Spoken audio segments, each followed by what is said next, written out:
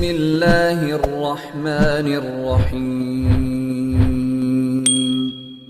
Harus kita ubah nih satu kaidah kapitalis yang mengatakan menabung pangkal kaya. Maaf teman-teman yang suka nabung nih. Bukan saya larang nabung, bukan. Tapi dalam Islam bukan menabung pangkal kaya, tapi sedekah pangkal kaya. Nggak bisa ketemu antara nabung dengan sedekah, nggak bisa ketemu nih. Susah ketemunya. Karena sedekah disuruh keluarin, ini nabung disuruh simpan, gitu kan? Nggak bakal ketemu. Dalam Islam makin sering kita keluarkan di jalan Allah, makin terbuka tuh rezekinya. Ya, ini dalilnya banyak. Di antaranya hadis Bukhari, hadis Qudsi, di mana Allah Subhanahu wa taala berfirman, kata Nabi SAW, Allah berfirman, "Ya bna Adam, anfik alaih." Wahai anak Adam, berinfak dulu di jalanku, aku baru berinfak padamu. Sedekahin dulu, baru aku kasih kamu. Jadi ini kata kuncinya, makin sering keluarkan maka makin bagus. Makin bagus yang kita kasih, ya, makin sempurna balasan dari Allah. Coba renungi perkataan Urwah bin Zubair rahimahullah, seorang ulama tabi'in yang masyhur. Urwah bin Zubair ini ayahnya namanya Zubair bin Awam, salah satu sahabat dari 10 orang yang jamin masuk surga. Anaknya namanya Urwah, ulama besar, gitu kan, dari tabi'in. Urwah mengatakan, janganlah seseorang di antara kalian memberikan untuk Allah, keluarkan di jalan Allah sedekah, sesuatu yang dia malu kalau dia berikan kepada pemimpin satu kaum.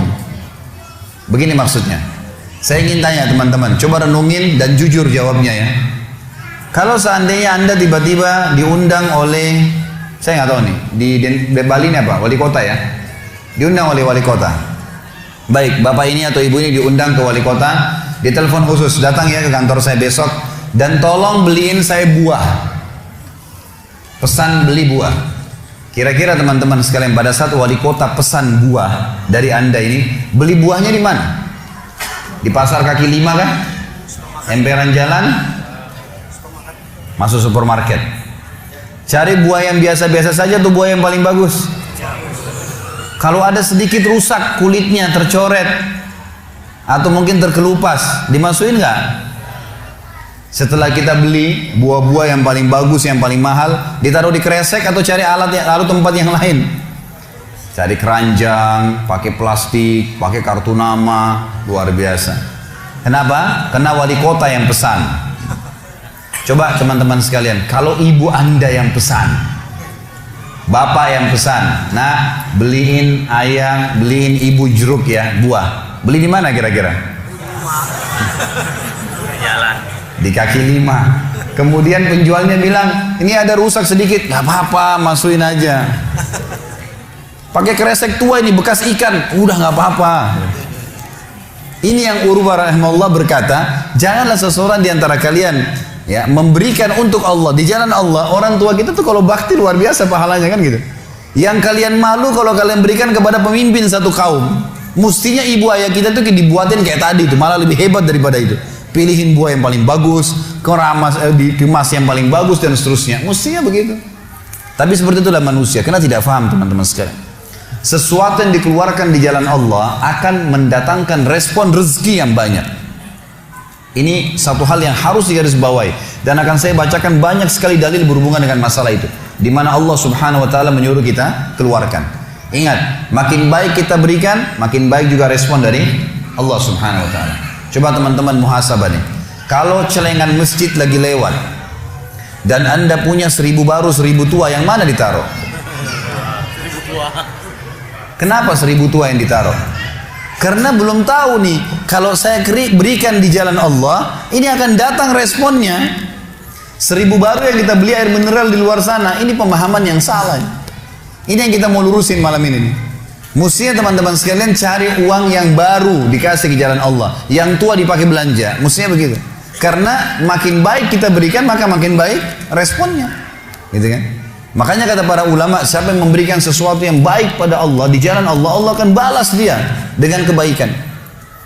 Saya akan angkat sebuah kisah teman-teman sekalian. Kisah seorang ulama tabi'in bernama Rabi' ibn Haytham rahimahullah. Rabi' ibn Haytham ini ulama yang sangat terkenal dengan kesolehannya, luar biasa kesolehannya orang ini. Jadi dia di akhir hidupnya, Rabi' ibn Haytham ini muridnya Abdullah bin Umar, muridnya Abu Musa al-Asy'ari, sahabat-sahabat yang mulia. Ini murid langsungnya, ulama tabi'in yang terkenal, Rabi' ibn Haytham. Rabi' ibn Haytham di akhir hidupnya sempat stroke setengah badan. Datanglah 2 orang muridnya bertamu ke rumahnya, dan ini termasuk adab yang baik. Kalau teman-teman mendapatkan seorang alim ulama dan memang dia bersedia bisa didatangin, kunjungin, minta nasihat, atau ketemu minta nasihat, atau ada di pengajiannya lah. Mereka datang mengatakan, begitu masuk, kebetulan stroke setengah badan, bagian kiri tubuhnya stroke ini. Ada 4 kejadian di rumahnya pada saat itu. Yang pertama, pada saat muridnya masuk, muridnya berkata, wahai imam, imam ini kiai, ustadz, wahai imam, apa rahasianya, kenapa anda ini bisa mengontrol lisan anda? Tidak seperti ulama-ulama yang lain, masih kadang-kadang ngobrol-ngobrol kosong. Anda ini betul-betul, Rabi' ibn Haytham terkenal kalau ngomong nasihat, tanya kabar orang, gitu kan, Quran atau zikir, nggak ada yang lain. Ini itu saja 4 tuh dari lisannya, nggak ada yang lain, luar biasa. Kalau bukan nasihat orang, tanya kabarnya orang lain, gitu kan, apa kebutuhan mereka, kemudian berzikir atau baca Quran. Gitu. Ini masuk dalamnya, zikir adalah doa. Maka dikatakan apa sih, murid-muridnya bilang, apa rahasianya anda melakukan seperti ini? Dan ini saya sempat angkat di khutbah Jumat kita kemarin, potongan kisah ini. Maka Rabi' ibn Haytham mengatakan, wahai murid-muridku, apakah kalian sampai sekarang masih ragu ada Tuhan namanya Allah, dan kalian masih ragu di pundak kanan dan kiri kalian Allah telah letakkan malaikat yang akan mencatat amal baik dan amal buruk kalian, dan pasti demi Allah akan dibacakan dan dihisapkan untuk kalian di sana di akhirat nanti? Artinya saya bisa mengontrol lisan saya karena saya tahu Tuhan saya selalu melihat, dan ada malaikat yang mengawasi, tidak pernah tidur nih, 24 jam terus mengawasi, baik dicatat buruk dicatat. Lalu kemudian muridnya mengatakan, baiklah kalau gitu, dapat ilmu. Kejadian pada saat itu teman-teman sekalian yang lain adalah, yang kedua, baru mau ngobrol sama murid-muridnya, tiba-tiba anaknya Rabi' ibn Haytham keluar dari dapur, masuk ke ruang tamu pamit. Anak laki-lakinya lalu berkata, wahai ayahku, semoga Allah senantiasa menjaga anda. Ibu saya membuatkan untuk anda makanan namanya halwa pada zaman itu. Halwa ini Bapak Ibu sekalian makanan yang mahal. Bahannya susah, bahannya mahal, buatnya susah, lama diadon berjam-jam baru jadi. Dan ini dimakan oleh pejabat-pejabat gitu. Rabi' bin Haytham rahimahullah ini punya ciri khas, mereka tidak pernah rewel. Di rumahnya dihidangkan makan apa sama istrinya, dimakan sama dia, baik sekali orangnya. Udahlah, dunia dilaluin sama dia begitu saja. Maka anaknya datang dan mengatakan, wahai ayahku, ibuku membuatkan untuk anda halwa, makanan yang mahal bahannya dan juga susah buatnya. Tapi anaknya bilang, ibu saya buat halwa buat anda. Ibu saya berharap anda memakannya, gitu. Lalu kata Rabi' bin Haytham, baiklah, keluarkan aja. Dikeluarkanlah makanan tersebut. Lalu halwa ini dipotong-potong karena kue yang bagus dan cukup besar, dinampan besar, dipotong-potong. Baru saja Rabi' bin Haytham mau memegang dengan tangan kanannya, karena sebelah kirinya sakit, diambil sebelah kanan. Kemudian dia kasih isyarat murid-muridnya untuk ambil juga. Baru mereka mau pegang, tiba-tiba pintu rumahnya ada yang ketuk. Diketuk. Dia kasih isyarat anaknya, suruh buka pintu itu. Dibuka pintu itu. Anaknya pergi sana. Waktu dibuka teman-teman sekalian, ini ternyata yang ketuk pintu bukan orang biasa, orang yang luar biasa, orang gila, gitu kan. Jadi bukan orang yang peminta-minta biasa, orang yang luar biasa, orang yang selalu anggap ini udah deh, nggak usah dilayanin, nggak usah diajak ngomong, nggak usah diperhatikan, gitu kan. Orang gila ini ketuk pintu dengan pakaiannya yang lusuh, tidak pakai alas kaki, rambutnya berantakan, kasih isyarat minta makan.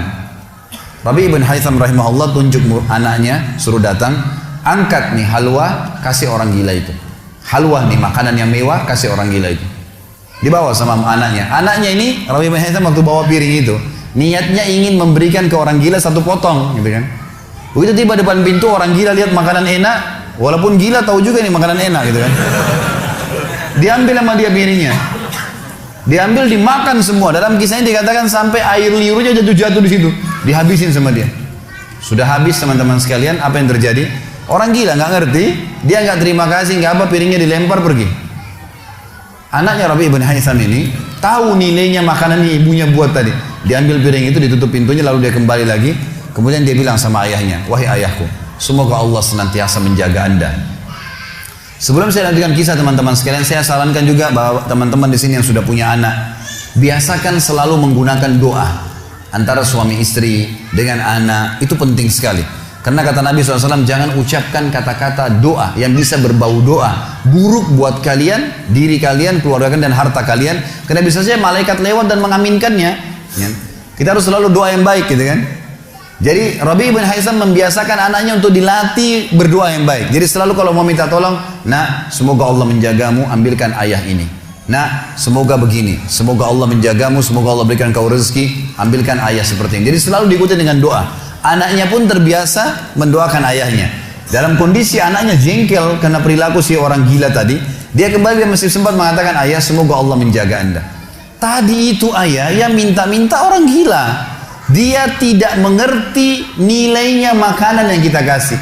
Kalau tadi anda suruh saya ke dapur, ngambil apa saja, roti lah, apalah, dia makan juga. Kenapa harus halwa yang ibu saya setengah mati buat, biayanya mahal, buatnya lama, gitu kan? Jadi anaknya butuh jawaban nih. Perhatikan apa jawabannya orang beriman kepada Allah dan tahu benar kata kunci bertambahnya rezeki justru dengan sedekah itu. Kata dia apa? Ya waladi illam yadri fallahu yadri. Baru dia baca ayat lan tanalul birra hatta tunfiqu mimma tuhibbun. Wahai anakku, kalau orang gila itu tidak tahu nilainya makanan yang kita kasih, nggak penting buat saya. Karena Allah tahu nilainya. Bukan dianya, tapi Allah tahu nilainya. Dan ingatlah firman Allah, kalian tidak akan mendapatkan, gitu kan? Kalian tidak akan mendapatkan balasan sempurna daripada sedekah kalian sampai kalian menginfakkan apa yang paling kalian cintai. Saya suka halwa itu, tapi disuruh kasih. Teman-teman sekalian, pelajaran luar biasa dari kisah ini. Pernah nggak kita berpikir berikan makan orang gila? Kadang-kadang subhanallah kita lihat orang gila ambil di sampah, kita biarin, nggak mau dilihat. Kalau kita nggak kasih makanan dia, siapa yang akan kasih makan? Dan Allah tetap menilai kita dan sesuai dengan niatnya. Innamal a'malu binniyat. Termasuk saya pernah jelaskan ke jamaah saya di pengajian, kalau ada orang datang ke masjid kita ini sekarang bawa proposal, teman-teman sekalian, nih proposal saya mau bangun masjid, butuh bantuan 1 miliar, kita nyumbang semua, terkumpul 1 miliar. Sebulan kemudian kita tahu orang itu dusta, rugi kah kita? Tidak rugi sama sekali. Kita akan dapatkan pahala bangun masjid walaupun masjidnya belum dibangun. Karena innamal a'malu binniyat, gitu kan? Allah akan kasih begitu. Siapa yang niat mengerjakan satu perbuatan, niat dalam hatinya, belum dikerjakan dapat 1 pahala, dikerjakan diberikan pahala 10 kali lipat sampai 700 kali lipat, kata Nabi SAW. Jadi jelas sekali, gitu kan? Bagaimana Rabi' bin Haitham mengajarkan kepada kita bersedekah, teman-teman, sampai pada orang gila pun dikasih, karena Allah akan menilai kebaikan itu. Bagaimana bisa kita tidak lakukan? Maka selesai kisah yang kedua. Kisah yang ketiga adalah muridnya mengatakan, wahai imam, apa nasihat anda? Apa nasihat anda untuk kami dalam masalah ibadah? Tentu yang jadi saksi bahasan tadi orang gila dikasih makan itu ya. Maka dia mengatakan waktu ditanya oleh muridnya apa nasihatnya dalam ibadah? Ibadah kami apa nasihatnya? Sholat, puasa, apa nasihat anda? Maka beliau mengatakan, alaikum bil asrar, rahasiakan amal soleh kalian. Jangan ceritakan sama siapapun. Kerjakan tapi jangan ceritakan. Udah. Allah sudah utuskan ada malaikat yang catat semua kebaikan, tidak dibayar, tidak pernah tidur, lengkap semua data-datanya hari kiamat. Semua dicatat. Rahasiakan amal soleh kalian, jangan ceritakan sama siapapun, jangan buka sama siapapun. Baik. Lalu kejadian terakhir di rumahnya adalah teman-teman sekalian, waktu itu terdengar azan duhur, stroke setengah badan. Lalu Rabi' bin Haitham ini saya sekalian berikan motivasi kepada teman-teman yang masih malas sholat di masjid. Rumah Allah harus didatangi teman-teman sekalian, fadilahnya sangat besar. Kata Nabi SAW, setiap orang ke masjid, setiap langkahnya mengangkat derajatnya 1 langkah, yang 1 langkah mengampuni dosanya. Setiap ke masjid, dapat 1 istana di surga, dan pulang dari masjid 1 istana lagi. Hadis sahih semua menjelaskan masalah ini. Gitu kan? Belum fadilah sholat berjamaahnya, belum terbangun ukhuwah, belum dan seterusnya. Belum lagi hadis Nabi SAW, siapa yang tidak kehilangan takbiratul ihram pertama imam selama 40 hari, dia akan akan diselamatkan dari sifat kemunafikan. Banyak fadilahnya. Rabi' bin Haitham rahimahullah stroke setengah badan teman-teman sekalian. Lalu dia dengar azan duhur, dia kasih isyarat anaknya sudah tahu, suruh datang. Anaknya lalu menopang tubuhnya dia yang sebelah kanan, minta diantar ke masjid. Stroke setengah badan dan sudah sangat tua. Lalu muridnya bilang, saya lalu kemudian membantu menopang tubuhnya yang stroke, dan demi Allah untuk kami membawanya ke masjid, kakinya yang stroke terseret di tanah. Lalu saya bisikin di tengah jalan, imam, hai kiai, hai guru, anda kan punya rukhsah, punya keringanan, sholat aja di rumah. Stroke, tua, susah, gitu kan? Lebih baik sholat di rumah. Apa kata dia? Orang beriman tidak mengenal stroke kah, sakit keras kah, ibadah kepada Allah nggak terganggu nih. Kata dia, wahai muridku, aku mendengarkan dengan kupingku ini azan. Hayya 'alas shalah, hayya 'alal falah. Ayo salat, ayo mendapatkan kemenangan dari Allah hanya melalui lisan muadzin saja. Karena semua muadzin sama mengucapkan, mau orang Afrika, mau orang Arab, mau orang Melayu, azannya sama. Hayya 'alas shalah, hayya 'alal falah. Allah memanggil saya mengatakan, ayo sholat, pencipta langit dan bumi, ayo mendapatkan kemenangan. Lalu saya sholat di rumah saya, demi Allah saya akan datangi masjid walaupun saya merangkak. Luar biasa nih, ya, keimanan membuat seseorang stroke pun bisa beribadah kepada Allah. Tapi dari kisah kita, ya, dari 4 kejadian di rumah Rabi' bin Hasan adalah bagaimana dia bersedekah kepada orang fakir miskin tadi. Ada riwayat Bukhari yang lain teman-teman sekalian berbunyi, kata Nabi SAW dulu di zaman Bani Israel, ada 2 orang. Di zaman Bani Israel ada 2 orang. 2 orang ini bersahabat, dua-duanya punya kebun. Dua-duanya punya kebun. Kebun ini, mereka lagi nunggu hujan. Dan satu negeri itu belum turun hujan. Tiba-tiba si A sama si B. Si A ini melihat ada awan, kata Nabi SAW, lewat di atas kebunnya. Dan terdengar suara dari awan itu berkata, turunkanlah hujan di kebunnya fulan, kebun temannya dia di sebelah. Maka dia bilang, kata Nabi SAW, orang ini pun mengikuti awan tersebut. Ternyata betul, awan itu menggumpul semuanya di atas kebun temannya, hujan. Tapi cuma kebun temannya, yang lain nggak kena hujan. Maka Nabi SAW mengatakan, dia pun bertanya pada temannya, apa yang kamu lakukan dengan kebunmu? Sampai di musim panas seperti ini pun Allah masih menurunkan hujan untuk kebunmu saja. Apa yang dia bilang? Dia bilang, saya membagi keuntungan dari usaha saya ini menjadi 3. Keuntungannya bukan modal. Sepertiganya saya infakkan di jalan Allah, langsung saya keluarkan. Sepertiganya lagi saya tambahkan ke modal. Sepertiganya lagi saya gunakan untuk keperluan keluarga saya. Jadi ternyata teman-teman sekalian, sedekah itu betul-betul sangat luar biasa. Membuka pintu rezeki. Jadi makin dikeluarkan, makin royal, makin datang. Saya sarankan teman-teman kalau bisa ikutin ceramah saya di YouTube, ada tentang Abdurrahman bin Auf, sahabat Nabi, serial sahabat. Kita sudah membahas 9 sahabat, Abu Bakar, Umar, Uthman, Ali, Talha, Zubair, kemudian Abdurrahman bin Auf, Talha bin Ubaidillah, terakhir itu Sa'id bin Zaid. Dan insya Allah hari Sabtu depan ini akan ada tablik akbar sahabat yang ke-10, Abu Ubaidah bin Jarrah. Abdurrahman bin Auf salah satu sifat ciri khasnya, semua sahabat suka bersedekah, tapi Abdurrahman ini luar biasa dalam sedekah, luar biasa. Beliau pernah kedatangan keuntungan 1 peti emas di satu malam, gak bisa tidur, gelisah. Istrinya tanya, kenapa Abdurrahman? Dia bilang, saya gak bisa tidur nih, belum pernah ada keuntungan sebesar ini. Kata istrinya, lalu apa keinginan? Dia bilang, saya ingin keluarkan jalan Allah, saya gak mau simpan di rumah saya malam ini, ya, gak mau nabung. Kalau kita subhanallah baru untung 1 juta sudah antri sejam di bank, gitu kan. Ini nggak mau nabung, keluarin malam ini, sedekahin semua untuk fakir miskin. Gitu. Istrinya juga solehah, nggak seperti sebagian muslimah. Maaf, saya nggak singgung muslimah di belakang sana. Tapi ada orang begitu, suaminya dapat untung, sebelum disedekahin, sebelum kasih orang tuanya, sebentar dulu, jatah saya mana? Gitu. Ini enggak, istrinya mengatakan sedekahin. Ayo kita sama-sama. Dibungkuslah emas-emas itu, koin-koin emas, dirham emas itu, kemudian dibagiin, habis. Subhanallah, karena ikhlasnya mensedekahkan semua keuntungan malam itu, besok dalam riwayat saya dikatakan datang 2 peti keuntungan dengan produk yang sama. 2 peti emas dikeluarin sama Abdurrahman, 2 peti emas. Hari ketiga datang 3 peti keuntungan. Dikeluarkan hari keempat datang 4 peti. Begitu terus sampai Abdurrahman memiliki sebuah gudang penuh dengan emas. Waktu Abdurrahman radhiyallahu anhu meninggal dunia, waktu mau dibagi warisannya, itu emas-emasnya saking sudah ditumpuk-tumpuk sampai melengket satu sama yang lain. Waktu mau dipisahin, dibagi, itu harus pakai kampak. Dan yang mengkampak itu tangannya sampai memar, luka. Saking banyaknya. Selalu sedekah. Setiap hari beli 33 budak dibebasin. Setiap hari beli budak bebasin. Setiap hari datangkan 30 kafilah, ya 30 ekor unta untuk diparkir, ditaruh di tengah-tengah jalan Madinah. Lalu pegawainya berteriak, Abdurrahman membagi-bagi buat kalian, silakan, semua ambil kebutuhannya. Luar biasa gitu. Kita subhanallah kadang-kadang bersedekah, kalau orang datang itu pun masih perhitungan, gitu kan. Ini nggak sengaja cari orang yang butuh lalu dikasih. Maka lihat bagaimana mereka memahami tentang masalah sedekah ini, teman-teman sekalian. Dalam hadisnya dikatakan shadaqatu tudfi'u ghadabur rahman. Sedekah itu bisa meredam murkanya Allah. Keluarin, jangan ragu dengan masalah sedekah itu. Karena itu kata kunci datangnya rezeki. Mari kita dengarkan ayatnya. Yang pertama adalah surah Al-Baqarah, surah nomor 2 ayat 254. Allah Subhanahu wa taala berfirman, Al-Baqarah 254, A'udzu billahi minasyaitonir rajim, ya ayyuhalladzina amanu, hai orang-orang yang telah beriman pada Allah, anfiku, keluarkan, mimma razaqnakum, dari apa yang telah kami berikan untuk kalian rezeki, min qabli an ya'ti yaumun la bay'un fihi wala khullatun wala syafa'ah wal kafiruna humudz zalimun. Sebelum datang hari nanti kalian menyesal, nggak ada lagi hari transaksi, nggak ada lagi kasih sayang, tidak ada lagi pertolongan, hari kiamat.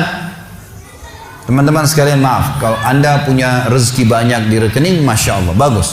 Tapi usahakan selalu ada sedekahnya, karena kalau kita biarkan numpuk, kita cuma bangga di angka tulisan, di print bukunya, oh iya banyaknya, 2 miliar, 10 miliar, kita cuma bangga dengan angka. Apa yang mau dibanggain? Pada saat antum meninggal, kalau antum tidak sedekahkan teman-teman sekalian, tidak punya masjid yang dibangun, nggak punya kegiatan amal jariah, nggak pernah punya sesuatu buat dia infakkan sebenarnya, gitu kan? Maka pastikan orang seperti ini akan menyesal pada saat meninggal. Coba ya saya sedekahin dulu. Makanya kata Nabi SAW, hartamu yang sebenarnya, harta yang kau sedekahkan selama kau hidup, itu harta sebenarnya. Dan harta yang bukan sebenarnya yang kau habiskan beli makanan dan pakaian, habis semua. Yang kau sedekahin. Seorang ulama salaf dulu pernah ditanya, setiap dia dapat keuntungan selalu sedekahin, dapat keuntungan selalu sedekahin, selalu sedekahin. Dipakai untuk kebutuhan keluarganya, sisanya sedekah, nggak ditabung sama dia, dihabisin. Maka pada saat ya ada teman-temannya kumpul di rumahnya lalu berkata, wahai fulan, apa kok nggak sayang hasil kerimatmu? Bukannya ditabung malah dikeluarin terus. Kok nggak sayang sama hartamu tuh? Kata dia apa? Justru saya sayang sama harta saya. Karena saya sayang, jadi saya mau bawa harta saya sampai di akhirat. Ini sedekah saya bawa sampai di akhirat. Kalau saya simpan di sini, saya cuma tabung untuk dunia saja. Gitu. Jadi lihat bagaimana mereka memahami tentang masalah sedekah itu. Kemudian dikatakan, dan orang-orang kafir, mereka lah orang-orang yang zalim. Mereka tidak mau sedekah, maka mereka zalim sebenarnya. Kemudian surah Ibrahim, surah nomor 14 ayat 31 sampai 34. Allah Subhanahu wa taala berfirman, A'udzubillahi minasyaitonir rajim, qul li ibadiyalladzina amanu. Katakanlah hai Muhammad kepada hamba-hamba saya yang telah mengaku beriman, yuqimus shalah, mereka mendirikan salat, jaga salat 5 waktu mereka, salat-salat sunnah mereka, wa yunfiku, dan mereka bersedekah, menginfakkan, mimma razaqnahum, dari apa yang kami menjadikan sebagai rezeki buat mereka, sirran wa alaniyah, baik sembunyi-sembunyi ataupun terang-terangan. Karena kadang-kadang kalau ada orang minta di pinggir jalan, kita nggak mungkin sembunyikan, tinggal mengontrol supaya tidak riya saja. Min qabli an ya'tiya yaumun la bay'un fihi wala khilal, sebelum datang hari tidak lagi transaksi, nggak bisa lagi kita keluarkan uang kita. Di akhirat nggak laku lagi rupiah, nggak laku lagi dolar, nggak laku lagi pound sterling, nggak ada lagi semua itu. Yang laku adalah yang sudah disedekahkan selama di dunia. Sebelum datang hari yang tidak ada transaksi dan tidak ada lagi persahabatan. Allahul ladzi khalaqas samawati wal ard, yang menyuruh kalian sholat tadi dan menginfakkan apa yang kalian telah diberikan adalah Allah yang telah menciptakan seluruh langit dan bumi. Wa anzala minas samai ma'a, dan telah menurunkan dari langit air.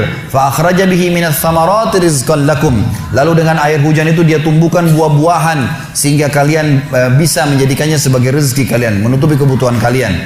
Wa sakhkhara lakumul fulka litajriya fil bahri bi amri, yang menyuruh kalian sholat dan berinfak itu adalah Tuhan Allah yang telah menundukkan lautan sehingga bahtera-bahtera kalian bisa meraung di atasnya.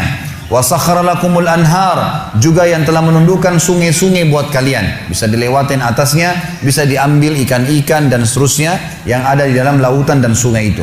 Wa sakhkhara lakumus syamsa wal qamara da'ibain, dan juga yang menyuruh kalian sholat dan menginfakkan harta kalian adalah yang telah membuat, yang menundukkan matahari dan bulan yang rutin terus menerus setiap pagi dan malam silih berganti untuk memenuhi kebutuhan kalian. Wa sakhkhara lakumul laila wan nahar, dan menundukkan juga buat kalian malam untuk istirahat dan siang untuk bekerja. Wa atakum min kulli ma sa'altumu, dan juga dia akan memberikan semua apa yang kalian minta kepadanya. Wa in ta'uddu ni'matallahi la tuhsuha, kalau kalian ingin menghitung-hitung nikmat Allah maka kalian tidak akan mampu.